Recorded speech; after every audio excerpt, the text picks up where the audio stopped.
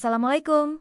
Halo sobat, kembali lagi bersama saya di channel ini. Hari ini kita akan membahas isu panas yang sedang menjadi perbincangan hangat di tanah air. Yap, kita akan mengulas pernyataan mengejutkan dari mantan Wakil Presiden Yusuf Kala tentang status 4 pulau yang jadi rebutan antara Aceh dan Sumatera Utara. Bayangkan, 4 pulau yang sudah puluhan tahun menjadi bagian dari Aceh, tiba-tiba ditetapkan masuk ke wilayah Sumatera Utara lewat sebuah keputusan menteri. Tentu ini bukan perkara sepele, ya kan? JK dengan tegas menyebut keputusan Mendagri ini cacat formil.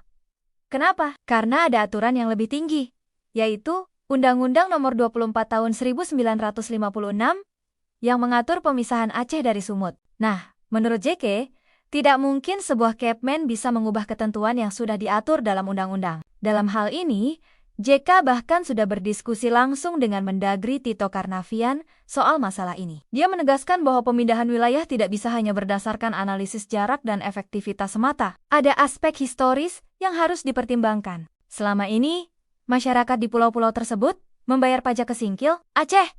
Ini menjadi bukti kuat bahwa secara administratif, pulau-pulau ini memang bagian dari Aceh. Jadi kalau mau memindahkan status kepemilikan pulau-pulau ini, caranya bukan dengan Kepmen, tapi harus dengan revisi undang-undang. Ini bukan soal main pindah-pindah wilayah, seperti menggeser furniture di rumah. Keempat pulau yang jadi sengketa ini adalah Pulau Mangkir Kecil, Pulau Mangkir Besar, Pulau Panjang, dan Pulau Lipan. Lokasinya memang dekat dengan pesisir Tapanuli Tengah, tapi secara historis dan administratif, selama ini masuk wilayah Aceh. Nah, bagaimana menurut sobat semua?